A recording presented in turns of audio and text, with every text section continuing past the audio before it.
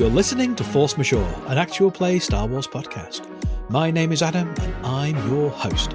And this is the second of our table chat episodes as we wrap up our second full campaign, The Shadows of the Jedi. Last episode, we sat down and we had deep, meaningful conversations and got into the weeds about the show and about the season, and answered a couple of your questions as well that were slightly more involved.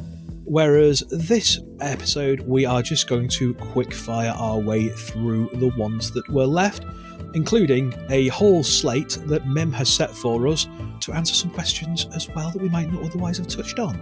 And I'm going to hand over again to Ed as GM and Quizmaster to read us through these questions and get things going. Over to you, Mr. Fortune. Hello everyone, this is another role I'm very familiar with, which is asking people stupid questions. This is actually a thing I do for a living. It's not normally with my friends, but yes, asking people stupid questions is a thing that I have done for a long time now. So, a question from Andata via Discord was, which Star Wars era setting would you like to do a one-shot in? I would like to do anything at all in the time period after The Rise of Skywalker, in the hopes that I can salvage something good from that absolute train wreck of a film. Ooh, burn, but righteous. It's gash. I mean that's the same thing that Disney has been trying to do. So yeah, true. Yeah. I would like to do, set in the world of the Acolyte, a story about some of the witches from the world of the Acolyte going on a trial. I would like to do the Acolyte all along as a one shot, like a 3 hour, maybe 6 hour to 6 hour session where you've all grown up with each other, you all know each other, you've all been kind of acolytes essentially, and you go on a trial and it goes horribly, horribly wrong, and it's a bit of a murder mystery style, kind of CAD file style, in the name of the rose, one-off mini story. I think I'd probably like to do something in the interim between A New Hope and Return of the Jedi, where there's a lot more of the spark of the rebellion has caught on a little bit, and there is a bit more of the fighting side of things, rather than necessarily the backwater where I have no idea where this links to the wider Star Wars. But yeah, I've more than that, I'm not sure. Well, that's proper Age of Rebellion. That's what that whole game line is effectively about. Okay. Yeah, so there's some good adventures and stories there for that one. That's a good call. Something that I don't think we could ever record, but I would very much like to do a returning from getting their lightsabers youngling Jedi. Just get back into Coruscant as Order 66 kicks off, and it's basically an escape from Coruscant kind of thing. I'd love that, but I think That would be a devastating one-off. Yeah, couldn't do it because essentially your job would be to survive. My job would be to try and kill some kids. And I'm not comfortable doing that on a podcast. But I think it would be an amazing... With a bunch of, maybe 14, 15-year-olds. Ahsoka age. People wanted to kill Ahsoka when she first came around. I think if you gave everyone 3 characters each and you did it as we were actually able to physically see each other, if it was rather than a Zoom call and in person, and we did it as that would work. But otherwise it would be, because you can't do multiple characters easily if it's in this format. The only problem with having 3 characters each is that the implication that I'd have to kill 2 kids at very least to make that no. It's a game where you are most definitely on the side of the players, and you've got to make it kind of almost pulp adventure sort of style thing, with the clone troopers definitely being unnamed faceless enemies, and you're just trying to survive. But I don't think it'd have to be a one shot because we couldn't keep that going for too long. But yeah, that's something I'd really like to think about. Min, who'd like to lighten the talk? Kind of. So I'm not sure whether it's in the Legends anymore or whether it's still canon, but about 600 or so before the Battle of Yavin, that was when the Witches of Dathomir started to be set up, because there was a Jedi who was kicked out. Jedi Knight Alia, and she's regarded as their ancestress. So I'd probably like to play maybe around the formation or just after her death. Anything that lets you play a Dathomirian witch, but I think the formation of it would be really interesting. Dathomir is fantastically fun. It's a great culture. You've got Force users, and they're all seen as sort of bad Force users, but when you look into them, they're just a different way of using it. Probably just how there's Jedi, and then there's Sith, and there's neutral healers out there. I think the Night Sisters are particularly interesting, but Dathomirians in general. I've always found that space really interesting. That non Jedi Sith area of the Force. Next question, also from Andata via Discord. Which historical era / futuristic setting would you like to do a one-shot in? Presuming this is not Star Wars, I always liked the Weird West, and I've never really done much in that space. I struggle with Deadlands as a system, but I really like the setting, and I ran a little bit of Werewolf Wild West in the way back times, but I've never really done a Weird West kind of game, but there's lots of interesting space there to play in. A lot of problematic stuff to avoid, mind as well, but... Well, it's difficult because I am going to be running a Star Wars game next, and it does have a certain historical element. So I'll not answer, and then you'll have to keep tuning for next week to find out what we're doing.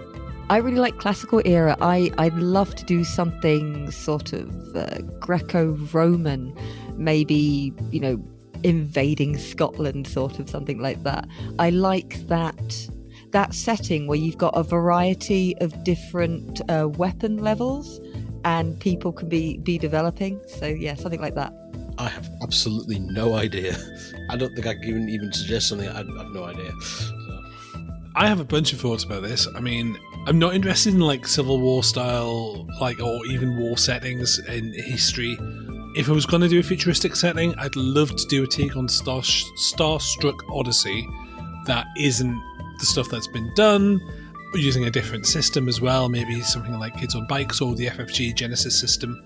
For historical, this is very specific, I'm very sorry. It is 1972, it is the LA Worldcon, the first Worldcon to come to Los Angeles, and aliens have invaded the Worldcon convention, and it is up to you, sci-fi authors and geeks, to deal with the invasion. It would be a very, very short one shot, I feel, but that would be the general vibe. If you've ever seen the TV show Mythic Quest, the episode Backstory, that feels like very much a Grant Howitt one-page RPG. Yeah, I want to play it. I mean, it's half the plot of Galaxy Quest. But... Yeah, true. Moving on to more questions. This is one for Mim, though we can expand it out to everyone else if you want to talk about this. Tiny Ox King asks, if Roy was to meet a termite from the Outer Dark trilogy, what would his reaction be? I suppose that goes to Adam and Mim, really. I don't know what that is. Somebody didn't listen to our interstitial episodes. Yeah, you didn't play, did you? No. No, I don't know what that is. But generally, he would be... His only options would be, hey, that's fascinating. Do I shoot it? You did play, though. You played with John Robertson. Yeah, but that was mission 2. That was Adventure 2. This termites were from Adventure 1. Termite. Termite was an arse. Yeah, we didn't do that. We had a giant body piece in space. Yeah. And he threatened to shoot a dog. We did not like that. The termites were basically people who had sold bits of themselves off to the corporation until they'd become machines, essentially, and were used as slave labour, for want of a better way of putting it. Oh. But yes, didn't read the terms and conditions and ended up becoming essentially becoming. So you can have an extra fantastic arm. Cool. How much does it cost? It's free. Oh. Should have read the fine print, my friend. Should have read the fine print. Yeah.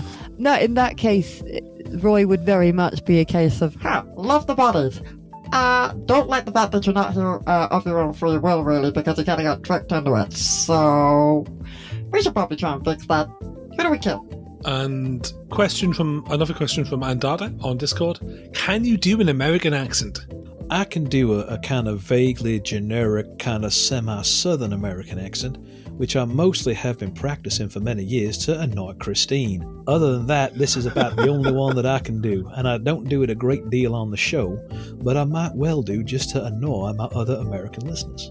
I can barely do a Geordie accent, I'll be honest. If I try and do the American R sound, like, you know, that hard R, I end up going "father" and sounding like Matt Berry. So No, I've been trying to listen to an amount of James Spader's voice by rewatching, by watching Boston Legal and a bit of, you know, Age of Ultron and a few other things. There's a very specific voice that he's got, which is quite hypnotic, but and I've been trying to impersonate that a bit, but no, not yet.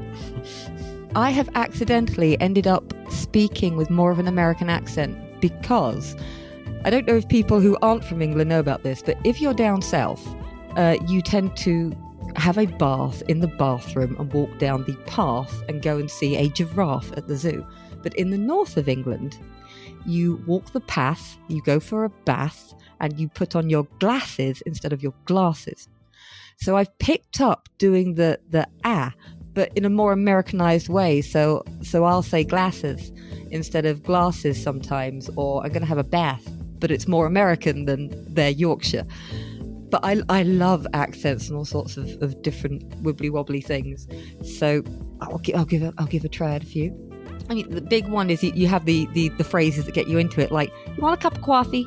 Oh, honey, you want a cup of coffee? I'll put some fresh coffee on. Yeah. No. Tell Ben I'm not doing it. I'm not doing it today. No.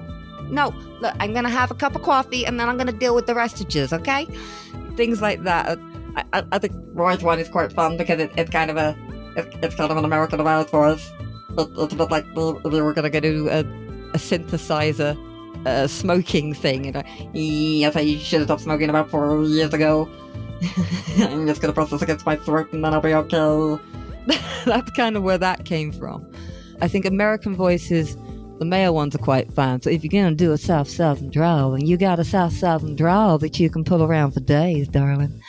There ain't nothing you can't say in that kind of nice voice, and everything will go down soft and sweet as pie, don't you think so? I really do declare that you're going to agree with me if you want to have a nice day. You know, that kind of thing. I love accents, which is why when I played in someone else's game, I had a fun time doing a Liverpudlian bunny. He goes, Mateo, look at that. It's wax. I think I'm done. Yeah, I love voices. So I now have this idea of a Red Dwarf campaign, but let's not. Let's move on to more questions. So, what was your favourite moment of this campaign? Can I answer this one first? We finished. Oh. I loved every moment of it. I had a great time. I'm very glad to get at this moment in time when we're recording this. I'm very glad to get to the finish end, so we can do more things. The Life Day episode where we rescued Roy. Yeah, that's good fun. I really enjoyed that. That was, everybody got stuff to do. There was a lot of heart in it. It was good. Also, Bat. Yeah. Yes. Yeah, honourable mention to that.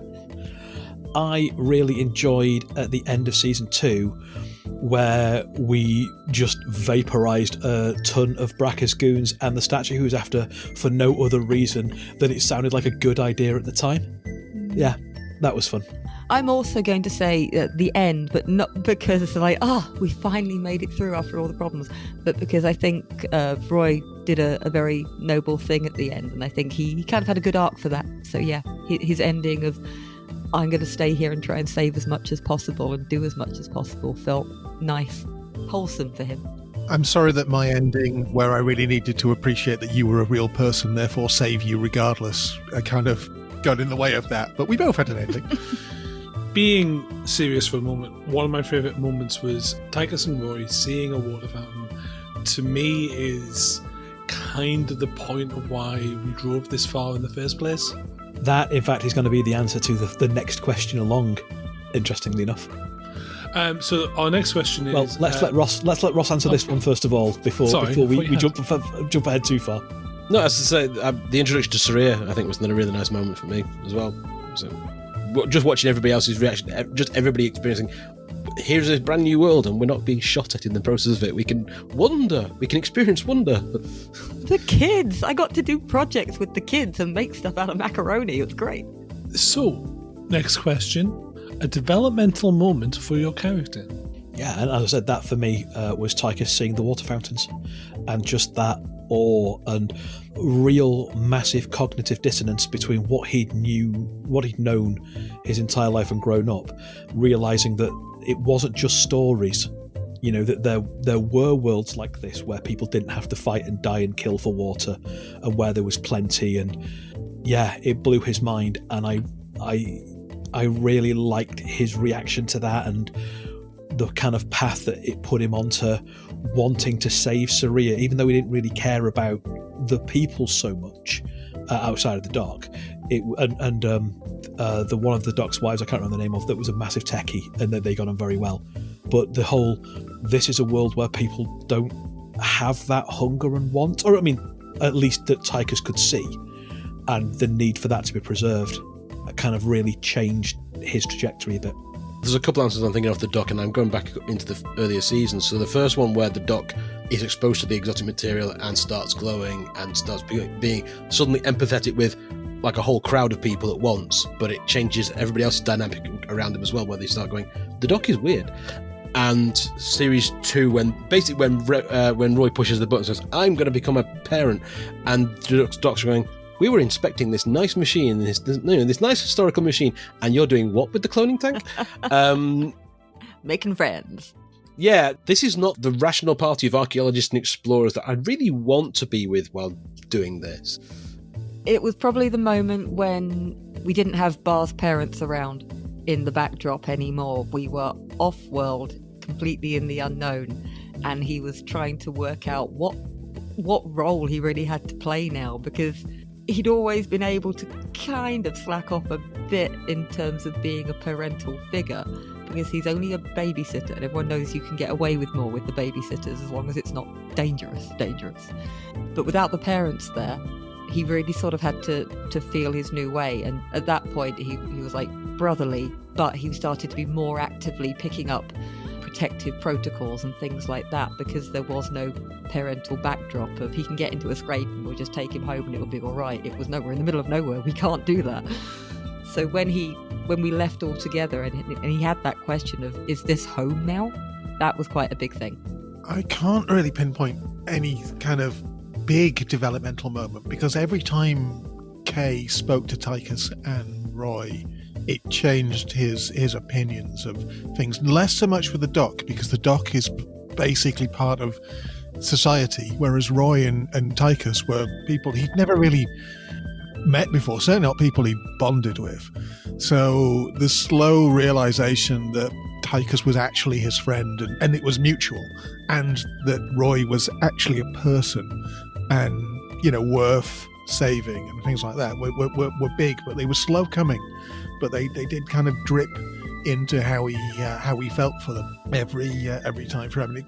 I think basically from the start of the second season, slowly working out that he's not just here because he doesn't really want to do it, but it's the right thing he needs to do because he's trying to get on this path of redemption. He's now got something to save rather than just this generic way to go forward. He didn't really have a way to be a good guy previously, but they kind of gave him that push, that reason to be somebody who looked out for other people over looking out for yourself. So moving on to the next question.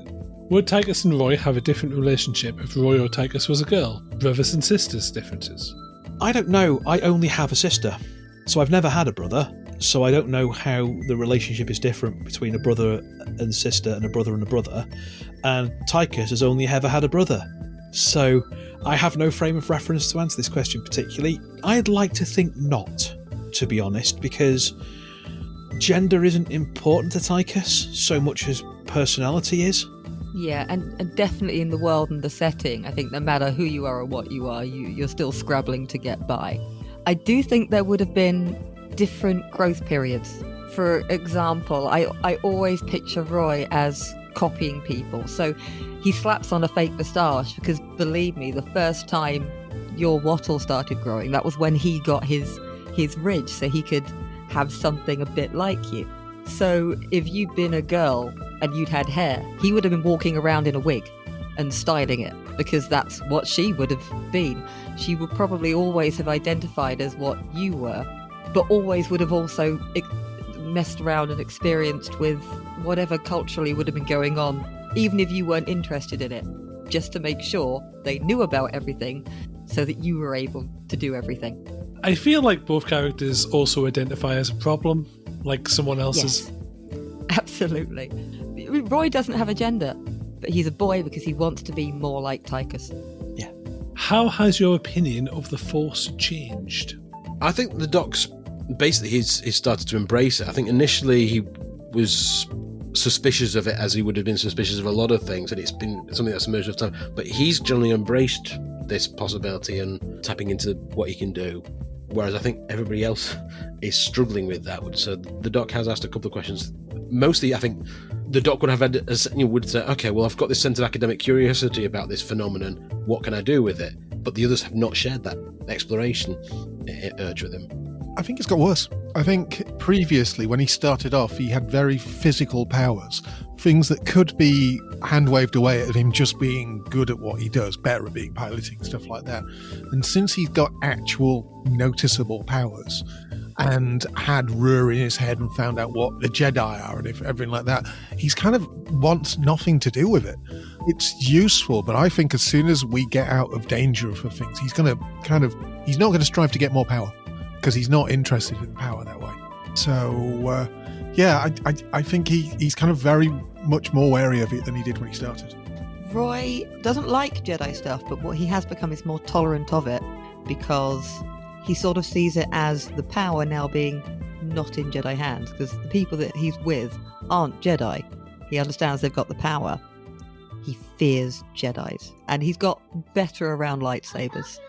Yes and no. So Tychus was brought up to believe that the Force is something scary and unscientific and a significant danger to his family. And that part of it hasn't changed, because of course his family were separatists. And their experience was the Jedi, and the Jedi are bad. What has changed, though, is at the start of it, I think he would have been more inclined to experiment and develop his own Force ability until he met Ruhr, and he absolutely hated Ruhr. And because Ruhr was all like, ooh, I am all Force related, Tychus was like, I don't want anything to do with it. If that is what the Force is, I'm going to be over here with my technology and science that makes sense. I don't want to be like you. I don't want anything to do with you. I resent you and what you're doing to my friends. And he was always a little bit worried that as... You're not my dad. I don't want to grow up to be like you. Well, it was less that and more of a, you are my enemy. And there are tools of my enemy that I will use, but they are guns, because I understand guns. He was always worried, more so for Kay than the Doc, to be honest, because he was closer to Kay, really, by the end. The fact that Kay's powers were developing was Ruhr's influence corrupting his mate. And the Doc kind of embraced his Force powers and wasn't possessed by Ruhr. So he was like, okay, that's fine, you're all right, you're doing that of your own bat. But he was always really worried that Ruhr was corrupting Kay and forcing him down a path that Kay didn't want to. And Tychus is very much about freedom and free choice, and he was worried that had been taken away from Kay. And that's why Kay's doing, which again really further emphasised that he did not like or trust the Force.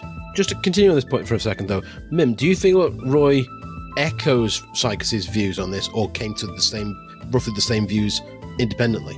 Roy has every memory of every B-1 battle droid that was ever destroyed by a Jedi. He responded with absolute fear. Yeah. Because there's no way droids cannot win against Jedi. It's like an unknowable fact. It's almost like he's seen the script and knows the deal. Yeah, you can do all the calculations and they shouldn't be able to do that. Yeah. They don't make sense. They are an absolute glitch in the Matrix. But he has got used to dealing with that glitch for these people. So in a way, his opinions of the Force have absolutely not changed. He still despises the whole thing, but he loves these people and they have a thing. So he deals with their thing. Yeah, that sudden realisation that the shirt you're wearing is red. This can't be a nice one. Moving on, a question for Ross. Is the Doc going to check his kids for Force powers? Simple answer, yes.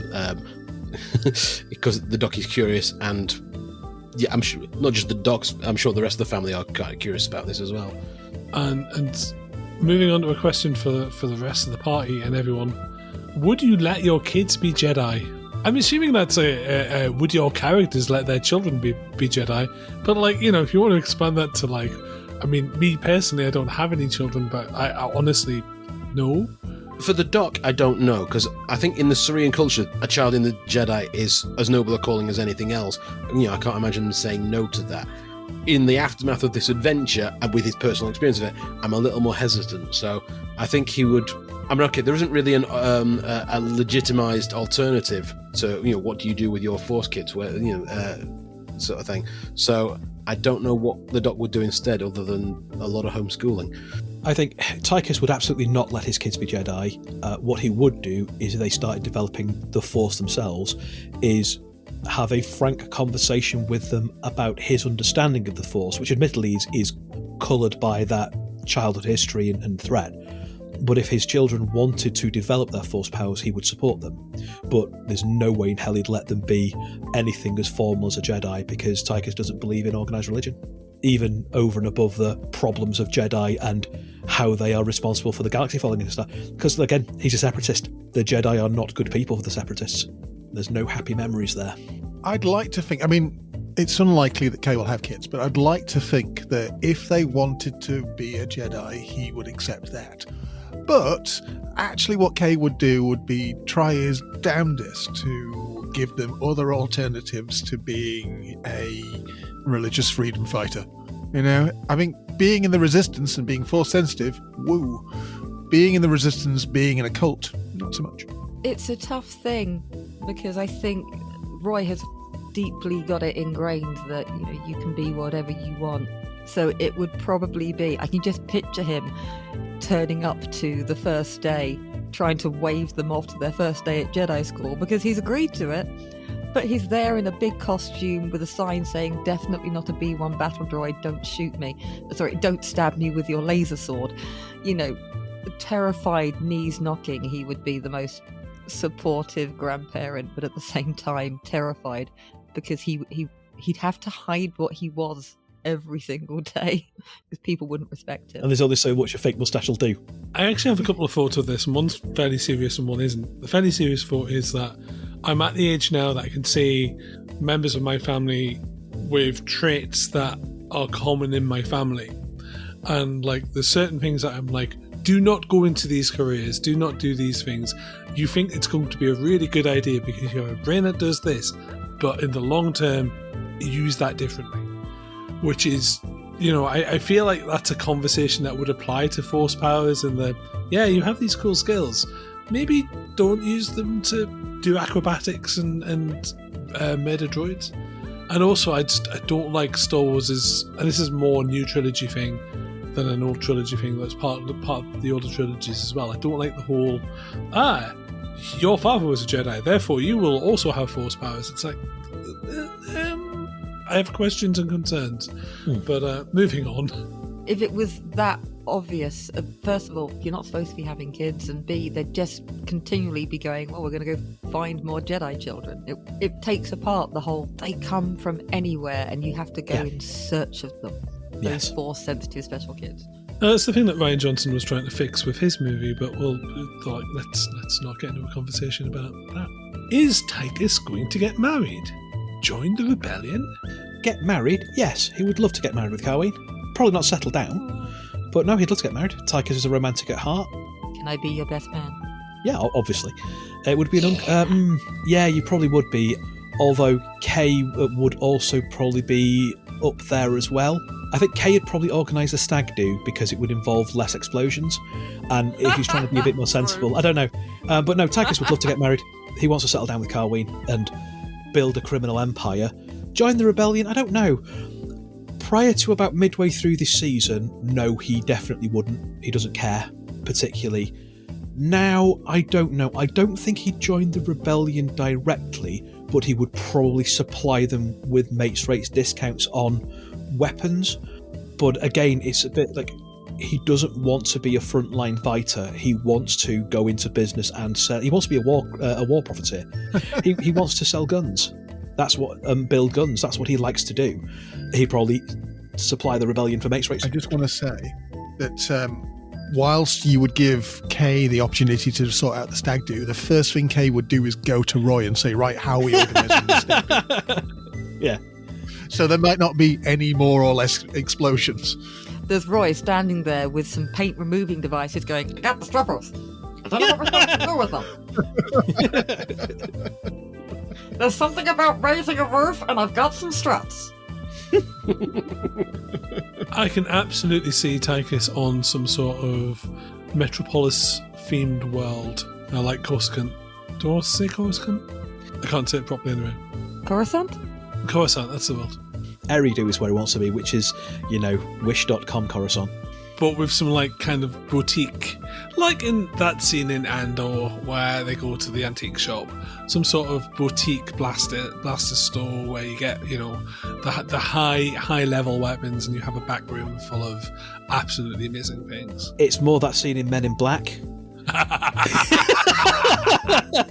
Where the he noisy cricket. Yeah, where he hits the button and it just changes from being a normal shop to just these high-tech prototype death cannons everywhere. See, I was thinking that he'd be slightly more classy, but you've met Tychus. But I've met Tychus. It's a good point, actually. Yeah. Would Kay consider joining the Resistance and fighting the Imperials and officially? I think he'd be more of an outlier. Certainly he would do missions for them, but I don't think he's a joiner because the last thing he joined didn't work very well. I can see a point where he lives quite close to Tychus, and then when they come in and buy weapons, he's coincidentally in the shop and queries whether they want a pilot. But he doesn't join, he just goes on little outskirtings for them. So, yeah. I think starting with Mim for this one, what would you say your character's D&D alignment is? Did it change over the show? Chaotic neutral, and then I think chaotic good. So yeah, I think it changed to chaotic good, but definitely chaotic. Ross? I'll say lawful good, and I'm not sure it changed. Adam? Probably chaotic neutral the whole way through. Every time he started to eke slightly towards chaotic good, he'd murder someone in cold blood, and that kind of pulled him a bit further away. Yeah, I don't think you could successfully argue for good. I think neutral. No. Definitely. Lawful neutral at the start, very much so. Moving to neutral good as he moved away from the kind of following the rules and became a better person. One for Ross. What do you think happens to your home planet now? I imagine the Empire tries to get retribution and fully tries to conquer the planet. I think a lot of Surians try and get off world and try and maintain their families elsewhere so the species survives, but I think the world gets invaded fairly quickly, or is sort of high on the list, a little bit, maybe 1 or 2 bit after Alderaan for demonstrable targets for their new powerful battle weapon. In my head, it's the other way around, in that Saria gets hit instead of Alderaan, because Alderaan got hit to make an example of suspected rebel sympathies. Saria's outright in rebellion. Yeah, this is why I think they might have got invaded for the resources before the Death Star was unveiled, and at which point you've now got a huge amount of Imperial enforcements on the planet. At which and then why would you nuke it if you've got all your resources on it? This would be amazing, but the whole next series would just be called Cerulia, the Flight of the Fathers, as you enter this diaspora stage as the Empire is destroying your world. Or it's a senatorial-based one-shot West Wing style story where there's a lot of political infighting whilst they desperately try and make the Empire go away because it's a world that produces senators and they're famously anti-alien and xenophobic, and you could do it that way instead, but that would be not a show I could run. It's not a story I could run, but I could see that as a kind of like a, brink of war conversation. Essentially, as you say, the sort of thing that you'd expect to actually happen with Alderaan, where they're lots of politicking and trying to find a position. Wouldn't it be awesome if all the fathers did have to leave, there was a story about how 30 years later or however long it takes when the world comes back to a calm position and people have to go and find the fathers because they've been in hiding as the saviours of Cerulia. So there's just this civilization of a small breeding... Well, they're probably separated out all across the galaxy to keep you safe. And a whole game where we play women characters, hunting down our men and finding them again so we can breed. It's really weird. But seriously, it's like, no, we're going to drag you back home and put you to work. See, it's Star Wars though, so all the worlds are themed. So what they do is they find them on the man cave world, which is just this one giant whole world of planetary sheds. shed. I like the image, but at the same time going, you guys are supposed to be the smart ones. What are you all doing on the same place? The whole point was to keep you separate. They just track the PlayStation subscriptions and just Only Gerald had the whole of Netflix, so we all came over here. they're all sharing the same account. Timothy got a PS5. We were all over there last week. A massive order from Games Workshop comes over to the world. Sorry, yeah. If Tychus built you anything, what would it be? Both in character and out of character. Oh goodness me! I mean, it's Tychus. He'd build a gun, right? Yeah, no. Adam to start with this one. In character, everything that Tychus has built for himself. I mean, that's out of character, a little droid buddy, because he also does droid crafting, and I would definitely look after and respect and treat like a person a little droid pal. I would quite like a little droid pal from Tychus. I would also like a droid pal from Tychus. Not necessarily one that flew, that hovered around, but that will probably also doubled as a form of transportation. I think Roy wants...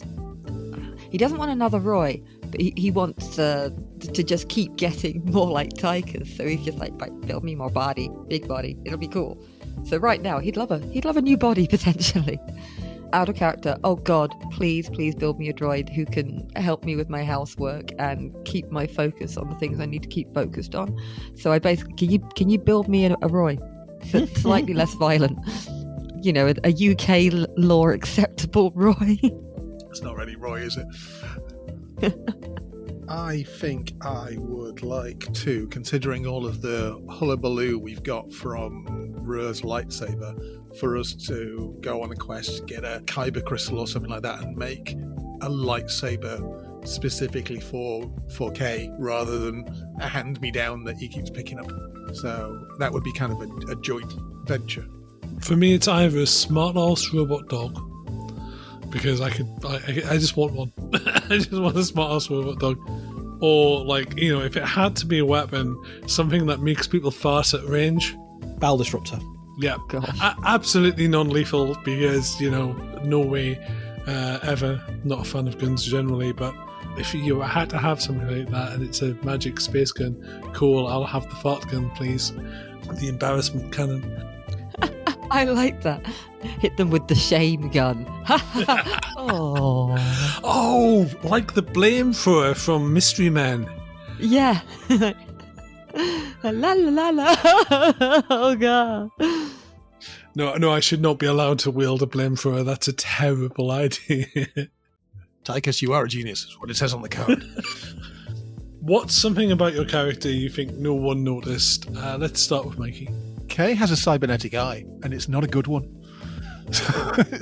He looks more like Kano from Mortal Kombat than anything else. He has one dodgy eye, which we mentioned kind of at the start, but God, yeah, I it doesn't remember. really come up. No. Yeah, he's got one kind of red robotic eye. Man, I would have made so many more jokes about it if I'd remembered that. Yeah. I don't actually know. I think Roy is very open about everything.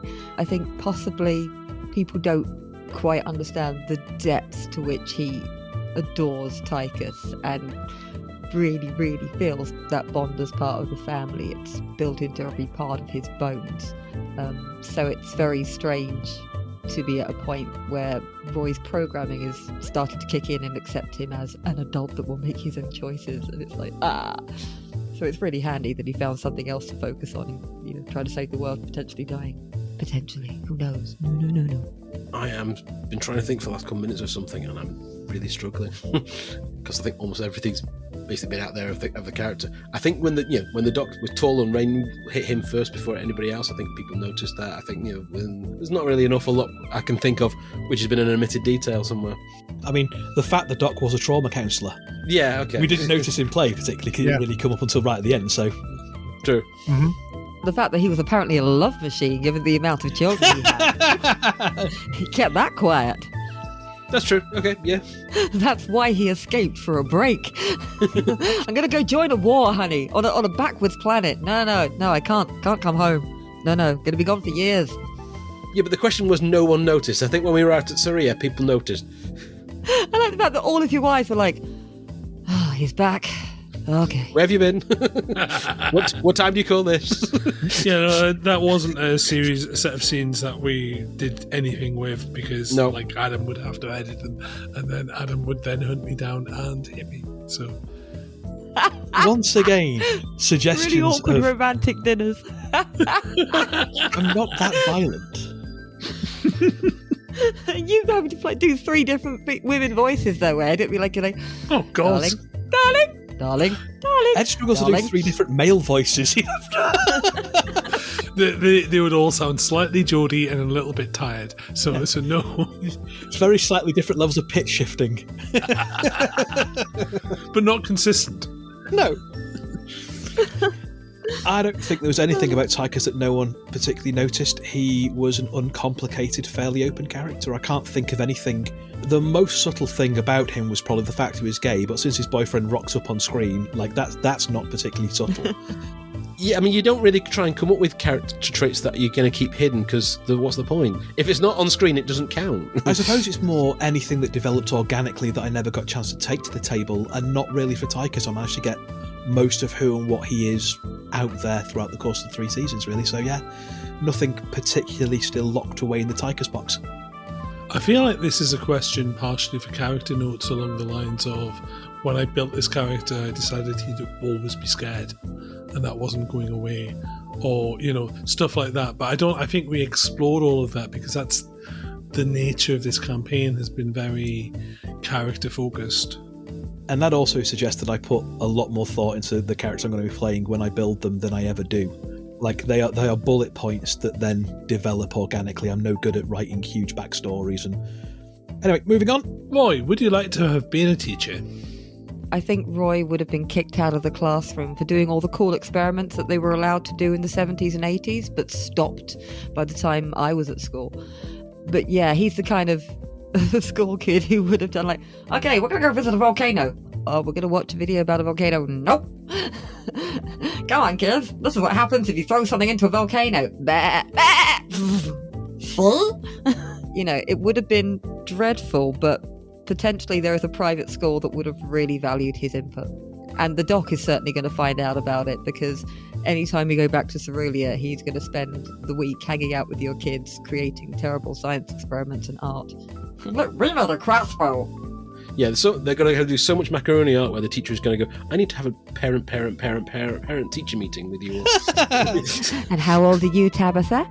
4. And what have you made in wood class? A trebuchet. You all picked up a few pets across the series. What happens to the Lagomorphs and the jellies and so on? The Lagomorphs breed successfully on board the Fire Opal. We never managed to winkle out exactly where they're doing it. The Fire Opal is never free of them. When we finally settle down on Eriadu, they somehow move from the Fire Opal into Tychus's shop/house. No one is sure how they did it, but they're definitely there, and there is too many of them. But Tychus is far too kind-hearted and cares too much about animals to do anything terminal with them, so he just ends up a crazy cat lady, except instead of cats, it's possibly force-sensitive, fluffy space bunnies. Weirdly, the Fire Opal stops working for a little bit while the Lagomorphs are removed, and they have to put some back before it can start working again. Yeah. Never explained. There's also now a little enclosure somewhere on Syria where we set up a mini petting zoo, and then some of them got out. And Yes. there's a wibbly-wobbly jelly thing that Roy bonded with, but since it now might be the last of its kind, it's been donated to a zoo in Cerulean. We don't even know if it can survive going off planet. Or above ground. Actually, it might not have been donated to a zoo. Your kids have probably got it as a pet now. Congratulations and are studying it. Well done, you inherited my pets. All of my pets are going to become your kids' pets now. I have decided. I mean, that's assuming we made it back to Syria again after we fled, but yeah. Oh, you're going to get pets mailed to your kids throughout the... Daddy, this one was freeze-dried. Roy found this one. We're sending it now for the petting zoo. That's a ranker. Yeah. The cost of carbonite alone was ridiculous. I always feel like Syria is a place that takes its environment very seriously, but I can imagine like a morphs getting loose regardless, because that's just what they do. Just an invasive species. Oh, like cane toads in Australia. It's fantastic. Yeah. It's what we are. Yeah, but it would also be like a preserve for any endangered species we found off-world as well. I think they would have found a bit of room for that. Yeah, they somehow avoid an imperial interregnum and instead just get bunnied to death. I don't know if that's worse. And moving on to the last question. Do any of you do things to get into character pre-game? No. Probably I should, but no. I chain drink energy drinks. I run around trying to get 2 laptops set up so we can do podcasting, and it puts me in the right sort of glum mood that gets me on K perfectly. So lots and lots of techie stuff just make me go, oh, and it puts me into K. Similar techie stuff, which helps me get into the Tychus mindset of that, and then I tend to have 5 minutes before I drop the link to record, 5 or 10 minutes listening to like emo rock music, like My Chemical Romance, or The Pretty Reckless, or early Green Day, or indeed the new Green Day album, which is very, very good and very retro. Similar to that sort of stuff to get into that kind of punky mindset. Sorry, all my head has said is, when I was a young boy, my father took me into Cerulean to shoot a rival gang. He said, when you grow up, will you be one of those hanging up there where all the bad guys hang? More Keener Bell than Saria, I think. Like Saria's a bit more. Sorry, yeah, Keener Bell. I will have listened to the previous show the day before. I will have already checked my notes. I'll have spent some time during the week just making sure my notes are correct. I'll open up all the character sheets, and once everything is ready and good to go, I will then completely forget to check my microphone and instead go and have a wash, and then I'll come back on time to faff with the microphone as we start 5 minutes before we actually get going. Because every single time I think I've checked my microphone. It's the last thing I do before we actually start. So, because experience tells me that even if I do check it, then it'll go wrong again. It's just one of those things. It's powered by bunnies. And I think we're out of questions. We are, and that brings to a close our second and last Shadows of the Jedi table chat, and indeed brings to a close Shadows of the Jedi, really. So that's it. That's the end of the story, the end of the campaign. I'll be saying bye-bye for a little bit because I won't be available for recording, so you're going to get to enjoy the next game with somebody else in the seat. Ooh, I can't wait. Yes. I'm going to be listening in like everybody else. Shadows has been a lot of fun to do. I am going to quite happily pass the DMing hat across to someone else. It's been a glorious exercise in chaos, and these are some of the best people to blow up some worlds with, and chase ruins with, and use stormtroopers as glove puppets with. So yeah, no, it's been a fun journey. If you are listening and you have questions, you can find me on the Discord, and I will reply eventually. Have fun. It's been a pleasure. Bye-bye, everybody. Bye-bye. Yep, thank you. Bye-bye. Well, so yes, thank you very much, everybody, for that. Thank you very much to our listeners. Look after yourselves, and yeah, brace yourself for what's to come.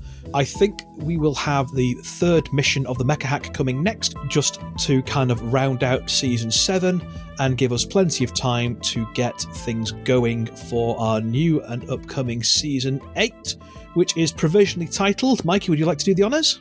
The Doom That Came to Sanctaris. And on that ominous teaser, we will see you next time.